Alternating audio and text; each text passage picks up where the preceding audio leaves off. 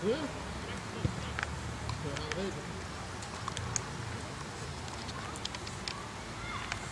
a bit distracted because this is what I train, so I want to join those guys.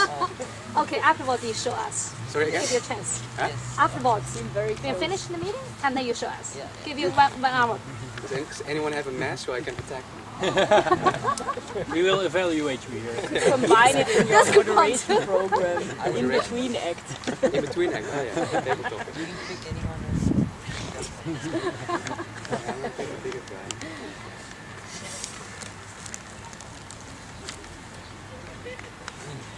Okay, please finish your comments for Patama.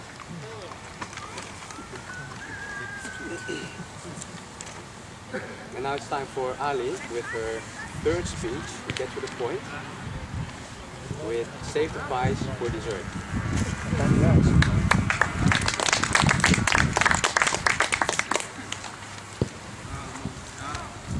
Fellow Toastmasters, dear guests, before I start making my point, I would like to ask you some questions, or at least one question. Who of you is writing reports or papers for your work or for your study on a regular basis? Okay. Let me give you one warning or a disclaimer. After I have finished, you will probably never write them the same way as you did before. So, last chance to escape, close your eyes, whatever. Very often, when people have to read lengthy reports with lots of texts, huge tables, afterwards they sigh, just show me the numbers. We rely more and more on quantitative data to measure the health of an organization or to present the outcome of our research. And we have to communicate that information effectively. These numbers cannot speak for themselves. So in order to do that, we use graphs or tables. And you have to really know how to make them, because if you do not use them in the proper way, there is a big chance that you're giving misinformation, that the message you bring is not what you intend to. So we use graphs. In 1786, a Scot by the name of William Playfair was the first one that published a graph in a book. It was a geographical atlas. People went on drawing maps and charts, and it was in 1983 a man called Edward Tufte wrote his book on visual display of quantitative data. Now Edward Tufte is a kind of godfather for data visualization, and one of his followers is a man called Stephen Few. He has studied this topic of data visualization extensively, and he has done research on it, and he writes books about it and white papers, and he gives workshops all over the world. Now I had the privilege of meeting him in person, I eaten a dinner with him in May this year.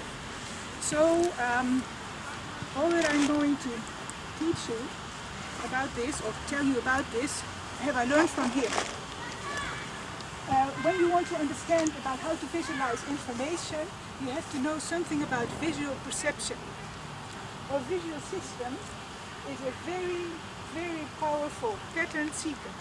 Our eyes and our brain together are an efficient computer that can give instantaneously detailed information to other parts of our brain. We call them observational or learning centers. This system has rules of its own. If numbers are presented in a certain way, then we can easily see the pattern and we see the information. But if the same numbers are presented in another way, then the pattern is lost and we cannot see anymore the information. Now that I have told you about the importance of how to visualize information, let's go back to your reports and your papers. I have some booklets Maybe Leo wants to spread them. Yes. Because we have to improvise, we don't have a theme. Randomly, that Random. because I don't have as much as. No, you just share them with me, please.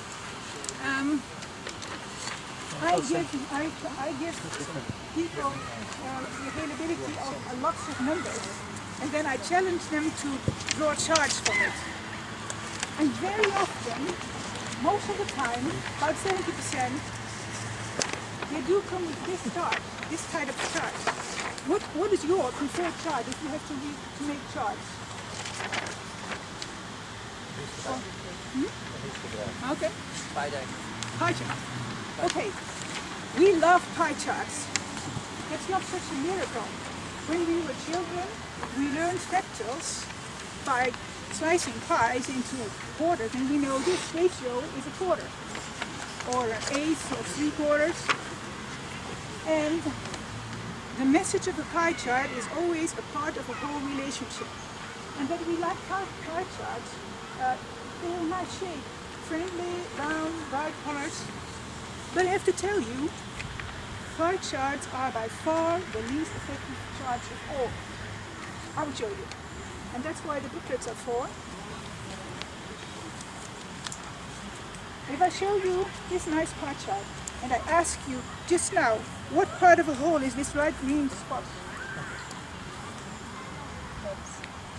It's not so easy, but if I show it you this way, then you recognize the perpendicular part. You say, yes, 25%. There's more to tell about this pie chart where it's not good, but I show you it is on this one. Can you easily distinguish how big is it, this one or that one? It's hard to know the angles. Now I ask you, just on the spot, order them, the wines from the biggest to the smallest one, just right now. Huh? Not so easy. I have the same numbers, different chart. Which one is more effective? You know what's even more bad than one pie chart? Series of pie charts. Really, they want to show you how it is going with this company through the years. I think that when you do that in a series of bar charts, it's far more effective. Okay. There is one occasion that a pie chart is more effective than another chart. I'll just show you, and it's a very rare occasion. It's when I ask you what's bigger, C and D or D and A. Then the pie chart is more effective only if these parts are adjacent. If I ask you the same thing about this one and that one, it's even harder again. So my point for today, thank you. Sure, use pies, but please save them for the rest. Thank you.